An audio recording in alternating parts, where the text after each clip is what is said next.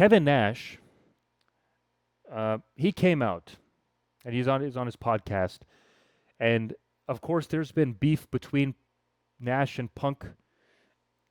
We saw this on televisions from like 2011 or so, but behind the scenes there was a lot going on then, and I believe CM Punk probably rubbed him the wrong way. He might still have issues with him. Kevin Nash might still have issues with Punk. I don't personally. I mean, the way he was talking, it doesn't seem like he was still giving Punk praise. Again, with these the news that comes out, they always take things out of context. Because he was still praising CM Punk for his promo ability and for, you know, the being one of the top talents today, especially when he was uh, uh, cutting that promo with Bron Breakker on Monday Night Raw. But he did say that, and this is, quotes from him. He said, "I watched Punk in the main event of that match last Monday. Number one, if you're the heavyweight champion of the WWE and you wrestle in a t-shirt, ouch. Number two, his punches looked really slow. He looked slow. I think it's time for him. I think he's done." So, you know, and then, Punk comes out and does the ultimate troll where, he's got a vest, he takes it off, and underneath that there's another vest. But you see, the fact that you can recognize he's a little bit slower. I'm not going to say that he's not. Age catches up to everybody. He's in his late 40s. I mean, you look at John Cena, right? Was John Cena in his final year, was he really performing to the level he was back in 2010? No. Could he still put on good matches? Yeah. Can CM Punk still put on good matches? Of course. Um, this whole idea of CM Punk being washed.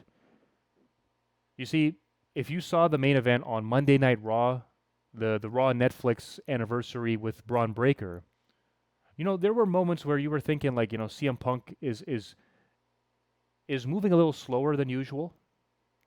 Of course, there were spots where he missed, Bron Breakker missed. That tends to happen in any kind of matchup. Um, but overall, like I believe he can still go because you think about that matchup. Let's look at the entire card for Raw last week. I mean, what else was really exciting on that show? I mean, we had the women kick off the show, which was great. Outside of that, I mean, what other matches were there that you could think of that stood out? And of course, these are I'm talking like matches from like these are people on the main roster right now. They're week to week talent that work. They're on the full time schedule, and they're younger than CM Punk. Okay, CM Punk is still able to work the main event. He's still able to put on great matches, and he's still able to move around in the ring with someone like a Bron Breakker. Now, he probably has a warm-up routine that takes a little bit longer than it used to, and he probably has a routine to after the match is over, you've got to recover. It probably takes longer for him, as it does for anybody who is of that age and who's wrestling like he is. I mean, he's the world champion, so he's on the shows week to week. But this whole idea that he's washed up, I mean, I think it's going to be at least a few more years before you can officially say that CM Punk is done for. I don't think this year is the year. So to say that he's washed up, to say that he's done, people look at certain elements of a match. They look at one out of 10 things that might have went right in that match. They look at the one thing that messed up, and they say because of that, he's done. But that's just not true. Otherwise, he wouldn't be the world champion. He wouldn't be selling out arenas.